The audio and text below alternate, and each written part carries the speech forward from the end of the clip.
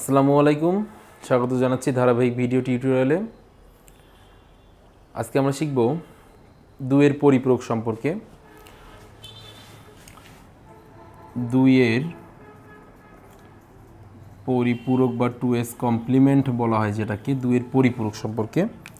তো পরিপূরক, দুইয়ের পরিপূরক কি এবং কেন করা হচ্ছে দুইয়ের পরিপূরক, এই বিষয়ে বিস্তারিতভাবে জানবো আমরা আজকে। তো দুইয়ের পরিপূরকটা আসলে মূলত কি? বাইনারি সংখ্যায় এই দুইয়ের পরিপূরক ব্যবহার হয়ে থাকে।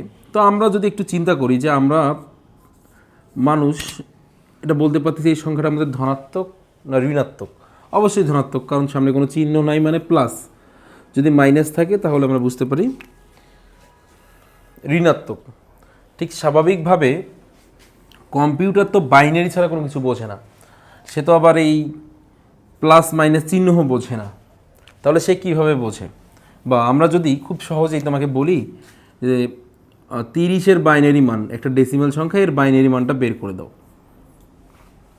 যদি এই কথাটা বলা হয়, তাহলে কি করবা? তুমি খুব সহজেই এটাকে 2 দ্বারা, ভিত্তি দ্বারা ভাগ করে তুমি বের করে ফেলবা।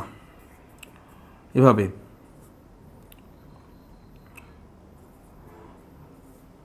খুব সহজে বের করে ফেলবা। তাহলে 30-এর বাইনারি মানটা হচ্ছে, নিচ থেকে কাউন্ট হয় তোমার এমএসবি এবং এলএসবি, তাহলে বাইনারি মানটা হচ্ছে নিচ থেকে কাউন্ট হবে 11110। খুব সহজে বের করে ফেলবা। কিন্তু যদি আমি তোমাকে বলি, বলো তো -30-এর বাইনারি মান বের করে দাও, -30, তখন কি করতে হবে? মূলত এই বিষয়টার জন্যই এই পরিপূরকের ব্যবহার করতে হয়। তো যে কোনো স্বাভাবিকভাবে কম্পিউটার ডিরেক্টলি কোনো ঋণাত্মক সংখ্যার মান বের করতে পারে না, তাই সে এই পরিপূরকের সাহায্য নিয়ে থাকে। তো পরিপূরকের সাহায্যে এই ঋণাত্মক মানটা বের করবে, ধনাত্মক মান সে অনায়াসেই কনভার্ট করে ফেলতে পারে বা বের করতে পারে। কিন্তু যখনই ঋণাত্মক মানের প্রয়োজন হয় তখনই এই দুইয়ের পরিপূরকের ব্যবহার করা হয়ে থাকে। তো দুইয়ের পরিপূরক মূলত কীভাবে করতে হয়? দুইয়ের পরিপূরক করতে গেলে আগে একের পরিপূরক সম্পর্কে জানতে হয়, বা 1's কমপ্লিমেন্ট বলতে বোঝানো হচ্ছে একের পরিপূরক।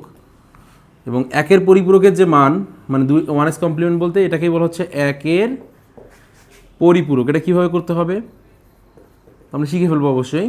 এর সঙ্গে 1 যোগ করলেই হয়ে যাবে এই দুইয়ের পরিপূরক। তাহলে দুইয়ের পরিপূরকের প্রধান উদ্দেশ্য হচ্ছে সংখ্যার চিহ্নের পরিবর্তন করা। এক কথায় বাইনারি মান, ঋণাত্মক বাইনারি মান থেকে যেগুলো নেগেটিভ মান থাকে, নেগেটিভ মানগুলোকে পজিটিভ করার জন্য, আবার পজিটিভ মানকে নেগেটিভ করার জন্য, প্লাসকে মাইনাস করার জন্য এবং মাইনাসকে প্লাস করার জন্যই মূলত এই দুইয়ের পরিপূরকের ব্যবহার করা হয়ে থাকে। তো যাই হোক, কীভাবে করতে হয় আমরা শিখে ফেলব।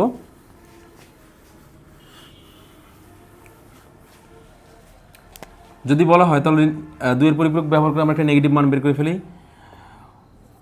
29 বা 29, এই ডেসিমাল সংখ্যাটির মান কত? ঋণাত্মক মান কিন্তু কত? তাহলে একটা বিষয় মাথায় রাখতে হবে, সরাসরিভাবে কিন্তু ঋণাত্মক মান বের করা সম্ভব নয়, অবশ্যই দুইয়ের পরিপূরকের সাহায্য নিতে হবে। তো দুইয়ের পরিপূরকের সাহায্য আমরা কিভাবে নিব? সবার প্রথম দুইয়ের পরিপূরক করতে গেলে আগে সর্বপ্রথম আমাদের ধনাত্মক মানটির প্রয়োজন আছে, শুধু 29 এই মানটির আমাদের প্রয়োজন আছে। তো এই মানটা আমরা বের করে নিব। তো এই মানটা বের করার জন্য তো আমরা সবাই জানি সহজেই যে ভাগ করে বের করতে পারি, অথবা ভাগ না করে আমরা একটা শর্টকাট পদ্ধতি অবলম্বন করতে পারি। আমাদের এটা খাতার এইদিকে সাইড নোট হিসেবে আমরা একটা সিএল যেটা করি আমরা স্বাভাবিকভাবে 1 2 4 8 16 এবং 32-তে যাবো না, আমরা দেখবো। আমরা অবশ্যই জানি এই রূপান্তর সম্পর্কে, যে কীভাবে বের করতে হয়, ডেসিমাল সংখ্যা থেকে শর্টকাটে বাইনারি আমরা কীভাবে বের করি। তো প্রথমত শুরু করবো কত থেকে? 1 থেকে। 1-এর পরে কত আসবে? 2, 2-এর পরে 4, ডাবল করে বাড়তেই থাকবে। এভাবে ডাবল কত দূরে যাব দেখব যে এখানে এই সংখ্যাটা কত। এই সংখ্যাটা 29। 16-র ডাবল কত হয়? 32। 32-এ আমরা যাব না, কারণ 29 হচ্ছে আমাদের 32-এর থেকে, 32 থেকে ছোট। যদি এটা হয়তো এমন যে 57 যাইতাম বা 52, তখন 32 নিতাম। তো যাই হোক, এবার আমরা বড় সংখ্যাগুলো যোগ করে, আগে বড় সংখ্যা থেকে শুরু করবো, ছোট থেকে নয়, বড় দিক থেকে শুরু করে 29 মেলানোর চেষ্টা করব। তাহলে এখানে কোন কোন সংখ্যা যোগ করলে 29 হবে? 16 আর 8 কত হয়? 24। এই যে সংখ্যাগুলো যোগ করলে 29 হবে, তার নিচে আমরা 1 দিব। 24 আর 4 কত হয়? 28। 16 আর 8 24, 28 2 30, বেশি হয়ে যায় 1 29, আর এটা লাগে না 0। তার মানে আমাদের 29-এর বাইনারি মান হচ্ছে 11101, এটাই হচ্ছে আমাদের বাইনারি মান। তো স্বাভাবিকভাবে একবার দেখে নেই কীভাবে শর্টকাটে বের করব। খাতার ঠিক ডান দিকটাতে এভাবেই করে নেবো, এখানেই টিচারের যাতে দেখতে সুবিধা হয়। 1 2 4 8 16 32 64 ভাবে যাইতেই থাকবো, যদি সংখ্যাটার উপর নির্ভর করবে কত। তারপর বড় সংখ্যাগুলো যোগ করে, মানে 16 প্রথমত যোগ করবো, 16 সঙ্গে কত যোগ করবো 8 28, নিচে আছে তার নিচে বাইনারি 1 দিব, সরি 16 আর 24, 24-এর সঙ্গে 4 যোগ করে কত পাইছি 28, 28-এর সঙ্গে কত যোগ করলে 29 হবে, এই 1 যোগ করলে, দুইটা লাগবে না, যেটা লাগবে না তার নিচে 0। এবার এই যে এই মানটাকে তো স্বাভাবিকভাবে আমরা যদি তোমাকে একটা যদি কথা বলি যে আগামীকালকে তুমি ঠিক সকাল 10টায় ক্লাস করতে চলে আসবা বা কলেজে চলে আসবা, তুমি এই কথাটা কোথায় নিবা? তোমার কি পকেটে নিবা? অবশ্যই কোথায় নিবা? তোমার মেমোরিতে নিবা। তো স্বাভাবিকভাবে এই যে কম্পিউটারে যে কোনো বিষয়কে যখন এন্ট্রি দেওয়া হয়, তো স্বাভাবিকভাবে কম্পিউটার কি করে, কোথায় নেয় কথাগুলো, তার অবশ্যই মেমোরি আছে। তো এই মেমোরির অভ্যন্তরীণ একটা ডিভাইসের নাম হচ্ছে রেজিস্টার। রেজিস্টার কি পরীক্ষায় আসে, প্রচুর আসে, ক নম্বর রেজিস্টার কি? তো রেজিস্টার হচ্ছে ঠিক একটা মেমোরি ডিভাইস, কম্পিউটারের অভ্যন্তরীণ এক ধরনের মেমোরি, মানে স্মৃতির একটা ডিভাইস, যেখানে সেই বাইনারির যে বিটগুলো আছে এগুলোকে সংরক্ষণ করে রাখে। কি করে রাখে? এগুলোকে সংরক্ষণ করে রাখে। মানে রেজিস্টার কাকে বলে? কম্পিউটারের অভ্যন্তরীণ, মানে কম্পিউটারের ভিতরের এক ধরনের মেমোরি ডিভাইস, যেখানে বাইনারি বিট কি করে, সে সংরক্ষণ করে, মানে জমা করে রাখে। তাকে মূলত বলে থাকি আমরা কি, রেজিস্টার। তো রেজিস্টারে হয়ে থাকে আমাদের বিট অনুসারে, যে একবারে সে, মানে এখানে তোমার কয়টা আছে 1 2 3 4 5, 5টা বিট দিচ্ছে তাই 5টাই রেখে দিবে এমনটা না, সে 8টা করে বিট রাখবে, 8টা 16 বিট, 32টা করে বিট রাখবে, এভাবে রাখবে সে 8 16 32 64 বিট এভাবে রাখবে। মানে 64টা বাইনারি ডিজিট এখানে থাকতে পারবে, এখানে 32টা বাইনারি ডিজিট থাকবে, এখানে 16টা বাইনারি ডিজিট থাকবে, এখানে কয়টা বাইনারি ডিজিট থাকবে 8টা। তো নির্ভর করবে তোমার এখানে কতটা বাইনারি, মানে এই 29 সংখ্যাটাকে যখন সে কোথায় রূপান্তর করবে, তার ভাষা বাইনারিতে রূপান্তর করবে। বাইনারিতে রূপান্তর করার পর দেখবে যেখানে কতটা আছে 1 2 3 4 5, তাহলে কোনটাতে নিবে সে? অবশ্যই এর থেকে বড় হয় না, অবশ্যই হয়, 128 বিট অবশ্যই হইতে পারে। তো যাই হোক, এভাবে বাড়তেই থাকে। তো এখানে কোথায় নিবে সে? অবশ্যই সে 8 বিট রেজিস্টারে নিবে, কারণ 16 তো নেওয়া অযথাই হয়ে যায়, কারণ 8 বিটের মধ্যেই এটা তো থাকতে পারবে। 8টা এখানে কয়টা আছে? 1টা 2টা 3টা 4টা 5টা। তাই সবার প্রথম বাইনারি, মানে এক কথায় কম্পিউটার কি করবে, তার নিজের ভাষায় কনভার্ট করবে বা রূপান্তর করে নিবে সংখ্যাটাকে, ধনাত্মক সংখ্যাটাকে নিয়ে নিল, তারপরে এবার 8 বিট রেজিস্টারে রেখে দিবে। তো এভাবে তোমার পরীক্ষাতে এভাবেই লিখবা যে 8 বিট রেজিস্টারে, তুমি ইংলিশেও লিখতে পারো, কোনো সমস্যা নেই। 8 বিট রেজিস্টারে এই যে 29 যে মানটা আছে, এই মানটা এখানে 1 2 3 4 5, 5টা আছে। তো মূলত রেজিস্টারটা এভাবে হয়ে থাকে, ঘর এভাবে দিয়ে দেওয়া থাকে। তবে এভাবে ঘর কেটে দিলে অনেক টিচার আছে এই বিষয়টা অ্যাকসেপ্ট করে না, তো স্বাভাবিকভাবেই লিখে ফেলবা। এখানে 5টা আছে, 8টা মিলাইতে শূন্য লাগে 3টা, এই সামনে 3টা শূন্য নিয়ে নাও। শূন্য নেওয়ার পর 1 2 3 4 5, এই যে 1 1 1 0 1 নেওয়া শেষ। তো 8 বিট রেজিস্টার, মানে এক কথায় প্রথমত কম্পিউটার কী করলো, এই সংখ্যাটাকে তার নিজের ভাষায় রূপান্তর করে নিচ্ছে। নেওয়ার পর কী করছে, তার মেমোরি যেখানে, মানে রেজিস্টারে সে কী করছে, সংরক্ষণ করছে। এবার ঋণাত্মক মান বের করবে। এবার ঋণাত্মক মান বের করার জন্য একের পরিপূরক করবে আগে। একের পরিপূরক মানে হচ্ছে এখানে যে মানটা আছে এই মানটাকে জাস্ট চেঞ্জ করে দেওয়া, এভাবে অ্যারো দিতে পারো বা না দিলেও সমস্যা নেই। 1 থেকে 0 মানে কমপ্লিমেন্ট করবে, জাস্ট এক অপোজিট মান, মানে 1 থাকলে 0 হবে এবং 0 থাকলে 1 হবে, আবার 1 আছে 0 হবে, আবার 1 আছে 0 হবে, মানে যে মান থাকবে তার বিপরীত। 0 আছে 1 হবে, 1 হবে। তো যাই হোক, যে মানটা থাকবে তার বিপরীত মানটা, তো এইভাবে অ্যারো না দিলেও সমস্যা নেই, জাস্ট এভাবেই মানটা মানে নিচের লাইনে তুমি এভাবে লিখে দিতে পারো, যেভাবেও জাস্ট পরিবর্তন করে দিতে পারো, কোনো সমস্যা নেই। তো সুবিধার্থে অ্যারো ব্যবহার করা হয়েছে। এইটাকেই বলা হচ্ছে, এই মানটাকেই বলা হচ্ছে একের, এভাবে পরীক্ষা এভাবে চিহ্নিত করে দিবা, পরিপূরক। এই মানটা কি বলে দিতে হবে যে একের পরিপূরক, মানে এটা যে মানটা বের করলাম। এবার এর সঙ্গে এক যোগ করলেই, সরি, লাস্ট যে ডিজিট আছে তার সঙ্গে যদি এক যোগ করে ফেলো, মানে বাইনারি এক যোগ করে ফেলবা, এক যোগ করে ফেললেই তোমার হয়ে যাবে 2 এর পরিপূরক। তো উপরের কিন্তু এটার আর কোনো কাজ নাই, এটার আর কোনো কাজ নেই, একের পরিপূরকের সঙ্গে এক যোগ করতে হবে। উপরেরটার কোনো, উপরেরটা নেওয়া যাবে না, নিলে হবে না। 0 আর 1 যোগ করলে কত হয়? 1 হয়। বাইনারি যোগ করো, বাইনারি যোগ আমরা যেভাবে শিখে ফেলছি।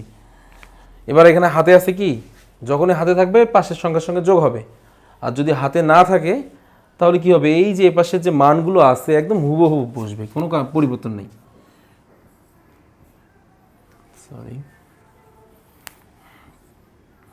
হুবহু মানগুলো আমরা ব্যবহার করলাম। তো এই যে এই মানটা হচ্ছে আমাদের, একটু অ্যারো দিয়ে দিলাম যে 2 এর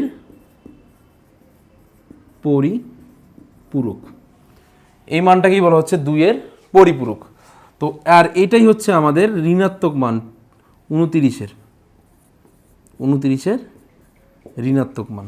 তো এটাই হচ্ছে আমাদের 29-এর ঋণাত্মক মান। তো আমরা বিষয়টা আরেকবার দেখে নেই কি করতে হবে। প্রথমত কম্পিউটারে যে মানটার আমরা ঋণাত্মক মান বের করব, সেই সংখ্যাটার ধনাত্মক মানটা আগে বের করে নিব। মানে -29-এর মান বের করতে গেলে আগে +29-এর মানটা আমাদের লাগবে, কারণ কম্পিউটার ওই আগে ডিরেক্টলি ঋণাত্মক সংখ্যায় রূপান্তর করতে পারে না। তাহলে সে কী করবে, তোমার ওই সংখ্যাটাকে ধনাত্মক মানটা আগে সহজেই খুব সাইটে খাতার ডান দিকটাতে, এখানে আমরা সাইড নোট এভাবে দিতে পারি, বের করে নিব। বের করে নেওয়ার পর ওই মানটাকে তার মেমোরি যে ডিভাইস, যেটা রেজিস্টারে সে রেখে দিবে। রেজিস্টার কি, কম্পিউটারের অভ্যন্তরীণ এক ধরনের মেমোরি ডিভাইস। কত বিটে? 8 বিটে। 8 বিট রেজিস্টার রেখে, এখানে কয়টা আছে? 1 2 3 4 5। বা তোমার কোশ্চেন হইতে পারে সংখ্যাটা কত পর্যন্ত 8 বিট রেজিস্টারে থাকবে। তো এই যে 8 বিট রেজিস্টারের কয়টা ঘর থাকবে? 8টা ঘর থাকবে। 1 2 3 4 5 6 7 8। তো 8টা ঘরে এই যে প্রথম যে মানটা, এখানে ধরো এই যে মানটা আছে, এই মানটা যদি আমি এইটা লিখে ফেলি 1 1 1 0 0 0 1 1। তো এই যে প্রথম মানটা, এই মানটার নাম হচ্ছে মূলত সাইন বিট, সাইন বিট বা চিহ্ন বিট, যেটাকে বাংলায় বলা হয় চিহ্ন বিট। মানে এক কথায় আমি যে প্রথমত একটা কথা বলছিলাম, কম্পিউটার কিন্তু প্লাস মাইনাস বুঝতে পারে না। কম্পিউটারে রেজিস্টারের প্রথম ঘরটার বাইনারি বিটটা, এইটা দেখে বুঝে নেয় যে সংখ্যাটা ধনাত্মক না ঋণাত্মক। তো এইটার নাম হচ্ছে সাইন বিট। তো এই মানটা যদি 1 হয়, 1 যদি হয়, কম্পিউটার বুঝবে সংখ্যাটা নেগেটিভ। কি বুঝবে? নেগেটিভ। নেগেটিভ মানে কি? ঋণাত্মক সংখ্যা। আর যদি এই মানটা যদি 0 হয় তাহলে বুঝবে পজিটিভ। কি বুঝবে? পজিটিভ। এক কথায় নেগেটিভ বুঝাবে 1, রেজিস্টারের প্রথম ঘরটা যদি 1 হয়, সেটা 8 বিট হোক আর 16 বিট হোক আর 32 বিটই হোক, প্রথম যে মানটা সেই মানটা যদি 1 হয় বুঝে নিবে নেগেটিভ, বলতে ঋণাত্মক সংখ্যা মাইনাস। আর যদি 0 হয় তাহলে বুঝবে পজিটিভ। তো আমরা যে নেগেটিভ মানটা বের করছি ওটা কিন্তু আমরা 1 পাইছি। এবার যদি আমরা পজিটিভ মানটা এখানে ব্যবহার করি, মানে এক কথায় ধনাত্মক মানটা, এই যে ধনাত্মক মানটা, তো এখানে কয়টা ছিল? 1 2 3 4 5, 5টা। তাহলে 8 বিট রেজিস্টারে ওটা বসাই 1 0, এদিক থেকে বসাচ্ছি কারণ এখানে তো শর্ট আছে। তাহলে 5টা হয়ে গেছে। বাকি 3টা ঘর সে কী করবে? তখন 0 দ্বারা ফিল আপ করে নিবে। তো 0 দ্বারা যখন ফিল আপ করবে তখন কিন্তু এই প্রথমটা 0ই চলে আসে। তো এটা হচ্ছে আমাদের কোন সংখ্যা? আমাদের পজিটিভ বা ধনাত্মক। তাহলে আমরা রেজিস্টারে দেখো যখন এই মাইনাস মানটা বের করছি, এটা আমাদের এই সাইন বিটটা কি ছিল? 1 ছিল। তো যাই হোক, পরিপূরক আমাদের এভাবে করতে হবে। তো মানটা বের করার পর, মানটা বের করে নিলাম, 8 বিট রেজিস্টার রেখে দিলাম। রেখে দেওয়ার পর মানটার অপোজিট মান, এখানে যা আছে তার অপোজিট। 1 থাকলে 0, 0 থাকলে 1, 1 থাকলে 0 এবং 0 থাকলে 1। এই মানটার কাজ শেষ। এর সঙ্গে এবার লাস্ট যে ডিজিটের সঙ্গে 1 যোগ করবো। ধরো এখানে তোমার 1 আছে, ধরো, তাহলে কি হবে? 1 যোগ করলে তখন 0 হইতো। আবার হাতের 1 এপাশে চলে আসে, আবার এর সঙ্গে 1 যোগ করলে 0 হইতো। আবার হাতের 1 এপাশে চলে আসতো, এভাবে। তো যাই হোক, এখানে ছিল আমাদের 0। আমরা তাহলে এই 0 এবং 1 যোগ করে 1 পাইছি। হাতে যদি না থাকে পরেরগুলো ডিজিটগুলো হুবহুব একই বসবে। এবং পাশে ইন্ডিকেট করে দিলাম একটু আমরা যে 1 এর পরিপূরক, 2 এর পরিপূরক, এটা দিতে হয় যে অথবা লিখতে পারো 1's কমপ্লিমেন্ট অথবা 2's কমপ্লিমেন্ট এভাবে লিখতে পারো। তো যে মানটা পাবো এই মানটাই হচ্ছে আমাদের ঋণাত্মক মান, যে কোনো সংখ্যাকে আমরা এভাবে বের করতে পারবো। সরি, তো 29 বের করছি, তো 8 বিট রেজিস্টারে কত পর্যন্ত বের করা যাবে? মাথায় রাখবা যে যদি এটা চিহ্ন বিট হয় তাহলে কয়টা বাইনারি ডিজিট থাকতে পারতেছে এখানে 8 বিট রেজিস্টারে? 60টা। একটা তো চিহ্ন বিট, তো 60টা, এই 60টা বিট মিলে সর্বোচ্চ 127, ডেসিমেল সংখ্যায় 127 পর্যন্ত 8 বিট রেজিস্টার স্টোর করতে পারে। মানে 8 বিট রেজিস্টারে কত পর্যন্ত থাকতে পারে? 127 পর্যন্ত থাকতে পারে। বুঝে গেছি কি বিষয়টা? তো যাই হোক, আমরা পরিপূরকভাবে করে ফেলবো। তো যারা প্র্যাকটিস করতে চাও অবশ্যই যে কোনো সংখ্যা নিজেরাই করে নিতে পারো, 127-এর মধ্যে রাখো। পরীক্ষায় 16 বিটের সবচেয়ে কম 2-1টি কোশ্চেনে পাওয়া গিয়েছিল। এছাড়া বোর্ড কোশ্চেনগুলোতে ম্যাক্সিমামগুলোতেই আমাদের 8 বিট রেজিস্টার থেকে, এবং ঘ নম্বরের ক্ষেত্রে আমাদের পরিপূরকের কাজ কিন্তু এখনো শেষ হয়নি। এই পরিপূরকের মাধ্যমে পার্থক্য নির্ণয় করতে হবে, আমরা যা পরবর্তী ক্লাসে শিখে নিব। তো সেই পর্যন্ত ভালো থাকবা সবাই।